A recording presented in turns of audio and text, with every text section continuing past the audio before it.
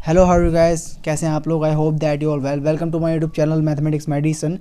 In this video we are going to discuss coordinate geometry, introduction to coordinate geometry. इस video में हम सिर्फ discuss करेंगे इस चैप्टर का सिर्फ और सिर्फ इंट्रोडक्शन। ये चैप्टर क्या है, इसमें क्या क्या है। तो यह वीडियो बिलोंग करता है क्लास 10th को। तो ठीक है, स्टार्ट करते हैं वीडियो। इसका इंट्रोडक्शन शुरुआत करते हैं।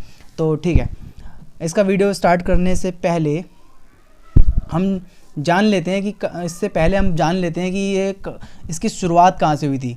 तो इसकी शुरुआत हुई थी एक कार्टेशियन प्लेन से, जिसको हम 2D प्लेन भी कहते हैं, है ना, जिसकी हम स्टडी कर चुके हैं, क्लास 8 से ही स्टडी करते हुए आ रहे हैं। तो थोड़ा सा जान लेते हैं इसके बारे में। तो जब हम इसकी स्टडी करते हैं ना, तो हम देख पाते हैं कि यहाँ पर कार्टेशियन प्लेन को हम XY प्लेन या फिर 2D प्लेन भी कहते हैं।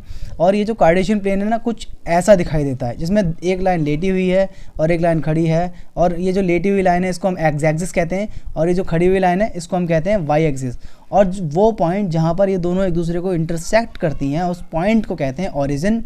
एंड ये जो है 4 पार्ट्स में डिवाइडेड है, आप देख ही पा रहे हैं। और हम हर एक पार्ट को क्वाड्रेंट कहते हैं, जैसा कि बगल में ये पॉइंट्स टू रिमेंबर में लिखा हुआ है। तो हर एक पार्ट को हमने नाम दिया है क्वाड्रेंट। तो ये होता है आपका first quadrant, this is second quadrant, this is third and the last is fourth quadrant.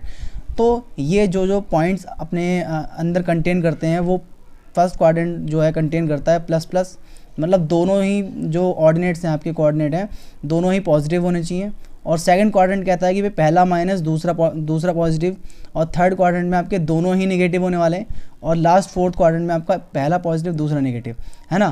तो उसमें कुछ पॉइंट्स हैं। दूसरा जो पॉइंट अगर आप देख पा रहे हैं तो ये है कि वो एक्स को हम एब्सिसा भी कहते हैं, and Y is also known as ordinate, है ना। Coordinate of point lie on X axis. जो भी पॉइंट है ना आपका, जो एक्स एक्सिस पे लाई करेगा, उसके कोऑर्डिनेट्स में जो y होने वाला है ना, यानी जो आपका ऑर्डिनेट होने वाला है, वो 0 होने वाला है। और अगर कोई पॉइंट आपका लाई करेगा ऑन द y एक्सिस, तो उसका जो एब्सिसा है यानी x है, वो आपका 0 होने वाला है। तो ये जो पॉइंट है वो थोड़ा ध्यान रखने के हैं। और जो ओरिजिन होता है ना, उसके कोऑर्डिनेट्स होते हैं 0 0, है ना। 0 0 इसके कोऑर्डिनेट्स होते हैं। ये बहुत ही बेसिक चीज़ें हैं इसके बारे में, जो हम क्लास 8th में भी इसकी स्टडी कर चुके हैं। लेकिन अब हम बढ़ते हैं आगे की तरफ। तो आगे हम देख पाते हैं कुछ नई चीज़ें, जैसे कि डिस्टेंस फार्मूला। तो सबसे पहला टॉपिक है आपका NCERT से क्लास 10th का डिस्टेंस फार्मूला। तो डिस्टेंस फार्मूला है क्या, जान लेते हैं इसके बारे में। If 2 points lie on the same graph, है ना, अगर कोई 2 कोऑर्डिनेट होंगे ना यार, कोई 2 पॉइंट्स होंगे, अगर सेम ग्राफ पे लाई कर रहे होंगे, तो अगर हमें फाइंड आउट करना है उसके बीच का डिस्टेंस, तो ये फॉर्मूला यूज़ होता है। और डिस्टेंस फार्मूला कुछ इस तरह से डिफाइंड है आपकी बुक में, √x2 - x1 square plus y2 - y1 square. Okay, इसको हम एक सिंपली एक एग्जांपल से एक्सप्लेन करने की कोशिश की है। यहाँ पे देखते हैं, find the distance between the points. ये 2 पॉइंट्स हैं आपके, इसके बीच का आपको डिस्टेंस फाइंड आउट करना है। तो हमने सिंपली कुछ नहीं करा, वो फॉर्मूला अप्लाई कर दिया। और ये जो आपके पहले कोऑर्डिनेट्स हैं वो x1 y1 है, और दूसरे कोऑर्डिनेट्स हैं वो x2 y2 है ना। तो हमने फॉर्मूला अप्लाई किया और x1 x2 y1 y2 put कर दिया अपनी अपनी जगह पर। तो रिजल्ट आपका फाइनली √8 आता है। और ये जो आपका डिस्टेंस है वो कुछ ना कुछ यूनिट्स नहीं होता है, तो इसको हम रिप्रेजेंट करते हैं यूनिट्स लगा के, है ना। तो ये √8 को हम वैसे 2√2 भी लिख सकते हैं, जब हम स्क्वायर रूट सॉल्व करेंगे, सिंप्लीफाई करेंगे। अब आगे पढ़ते हैं सिंपल सा एक टॉपिक, जो कि है कोलिनियर पॉइंट्स, है ना।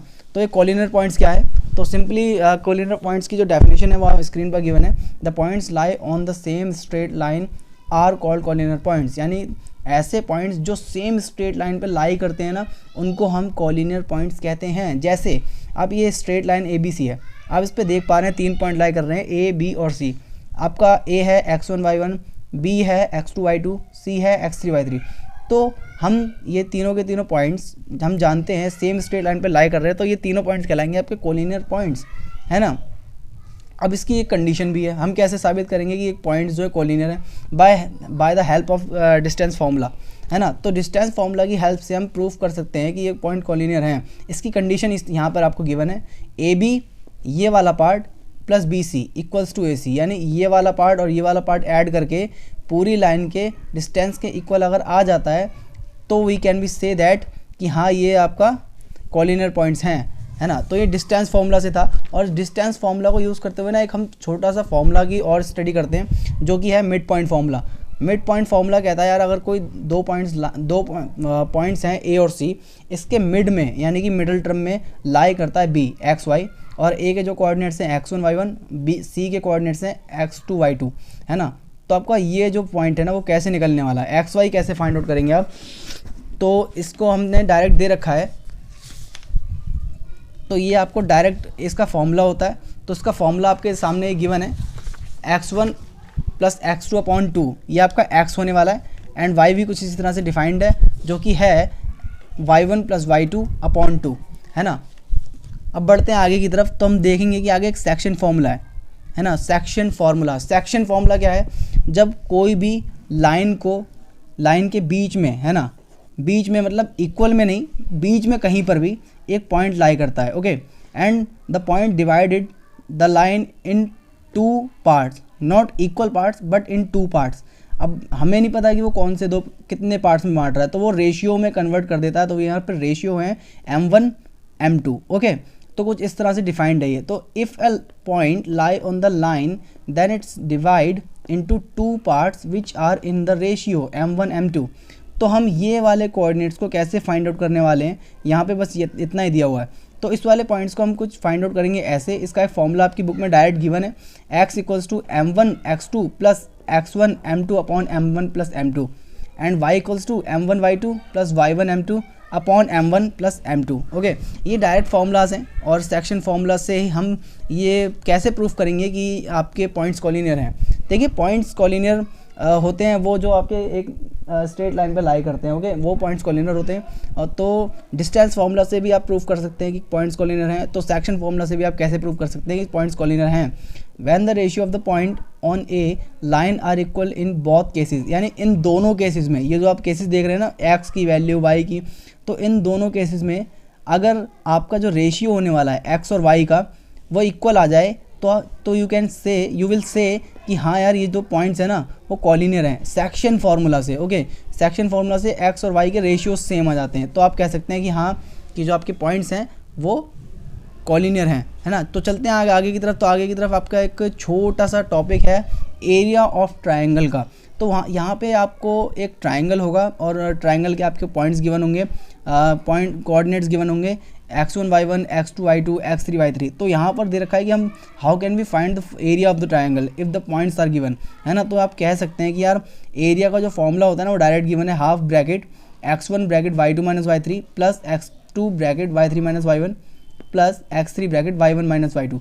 तो ये जो फॉर्मूला है वो आपको डायरेक्ट गिवन है, और आपको x1 आपके जो कोऑर्डिनेट्स हैं ए ट्रायंगल के वो आपको गिवन होंगे। तो ठीक है, यहाँ पे एक छोटी सी नोट करने की बात ये भी है कि area of triangle is 0 when the points are collinear. अगर आपके पॉइंट्स कॉलिनियर होंगे ना यार, तो आपका ट्रायंगल का जो एरिया है ना वो 0 आ जाएगा। यानी अगर आपको बोले कि यार इस केस में prove that the points are collinear, तो जब आप एरिया का फॉर्मूला अप्लाई करेंगे ना तो आपका area will be 0। So you can say that कि हाँ यार आपका जो एरिया जो पॉइंट्स है ना वो कॉलिनियर है ना। तो अब हम जब आगे डिस्कस करते हैं ना, तो एक लास्ट टॉपिक आने वाला है जो कि शायद आपकी एनसीईआरटी बुक को बिलोंग बिल्कुल नहीं करता, है ना, बट इम्पॉर्टेंट है ना। Coordinates of centroid. अब सेंट्रॉइड क्या है अगर किसी को ना पता हो तो हम बता दें कि यार ये वो पॉइंट है where all the median of this equilateral triangle meet, है ना। जहाँ पे इक्विलेटरल ट्रायंगल के तीनों मीडियंस मिलते हैं उस पॉइंट को हम सेंट्रॉइड कहते हैं। और हमने कुछ इस तरह से डिफाइन किया है इसको। इक्विलेटरल ट्रायंगल आप जैसे कि देख पा रहे हैं यहाँ पर आपको तीनों कोऑर्डिनेट्स भी गिवन है, x1 y1 a है, b है आपका x2 y2, c है आपका x3 y3। और साथ ही साथ आप सेंट्रॉइड को फाइंड आउट कर सकते हैं कुछ इस तरह से, x equals to x1 plus x2 plus x3 upon 3, है ना, और y equals to y1 plus y2 plus y3 upon 3। और सेंट्रॉइड आपका ये वाला पॉइंट है ना, इसको सेंट्रॉइड कहते हैं। और इस सेंट्रॉइड के ही कोऑर्डिनेट्स आपने ले रखे हैं x और y। सो इतना सा ही इंट्रोडक्शन था इस चैप्टर का कोऑर्डिनेट ज्योमेट्री का। तो आई थिंक आपको समझ आया होगा और इतना मुश्किल तो नहीं था। बाकी मिलते हैं आपसे अगली वीडियो में, तब तक के लिए गुड बाय।